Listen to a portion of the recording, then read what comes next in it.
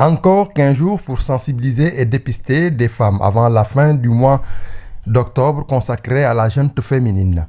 Face à la presse, la Ligue sénégalaise contre le cancer, la LISCA invite les partenaires à s'impliquer davantage dans la lutte. À ce point de presse, pour parler du partenariat DP World Dakar-LISCA, malgré le contexte très particulier de la crise sanitaire qui bouleverse le monde depuis plusieurs mois, DP World Dakar n'a pas cessé d'accompagner la Ligue sénégalaise contre le cancer, notamment pendant cette campagne Octobre Rose 2020, pour un montant de 15 millions de francs. Cet accompagnement s'est fait naturellement depuis plus de 4 ans maintenant.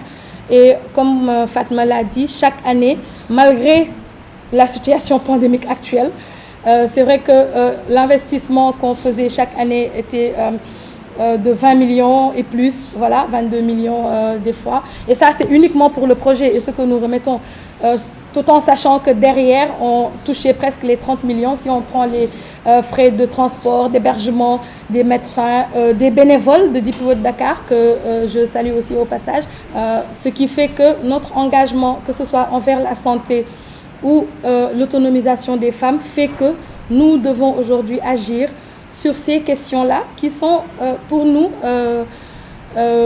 très prioritaires. Mais au-delà de cet aspect prioritaire-là, nous savons que c'est un problème de santé publique au Sénégal. Ce qui touche la communauté nous touche profondément chez DP World Dakar.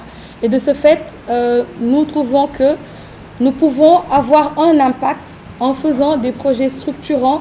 Et c'est ce qui fait que, surtout pour le projet du col, c'est un projet très structurant qui passe de la formation des sages-femmes, qui passe au dépistage et aussi par la pérennité. En fait, il y a l'aspect périn de ce projet-là.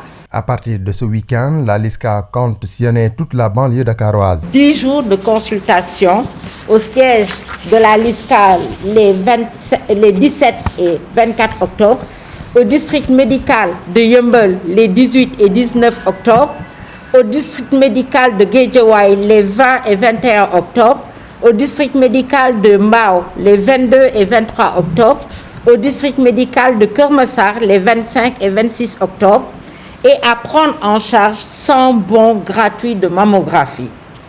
Grâce aux autorités de DP World, Octobre Rose peut se tenir cette année comme toutes les autres depuis 2010 pour informer, sensibiliser et permettre à plusieurs femmes de bénéficier d'une mammographie subventionnée. Parmi les chantiers de la dite organisation, une maison de vie afin de permettre aux patientes d'être dans de très bonnes conditions. Donc je pense que la maison de vie Mame Yacine, la pandémie nous a montré qu'elle est essentielle et qu'il faut qu'on s'y concentre réellement pour qu'on puisse la bâtir, pour que ces malades-là puissent optimiser les traitements. On ne cesse jamais de le répéter. Pendant que la femme est en train de faire sa radiothérapie, il faut qu'elle voie à l'hôpital tous les jours, du lundi au vendredi, et pendant 3 semaines à 1 mois. Là, si vous habitez Tambacounda, si vous n'avez pas où être ici, vous ne pouvez pas faire correctement votre radiothérapie. Et les exemples sont multiples. Même si vous habitez en banlieue et que vous êtes malade, vous êtes obligé de vous déplacer en taxi. C'est 5 000 francs par jour pendant 1 mois. Je pense que ça aussi, ce n'est pas à la portée de nos femmes. Terrain, nous l'espérons l'avoir, en tout cas de bonne volonté, ou de l'État du Sénégal. Le président de la République, on sait, est très sensible à la cause de la Ligue. Nous avons rencontré le directeur des domaines le lendemain du Téléthon, qui nous a demandé aussi de faire le projet, au moins pour qu'on puisse avoir un terrain. Nous lui avons remis donc tous les documents. Nous avons fait le devis, les devis aussi.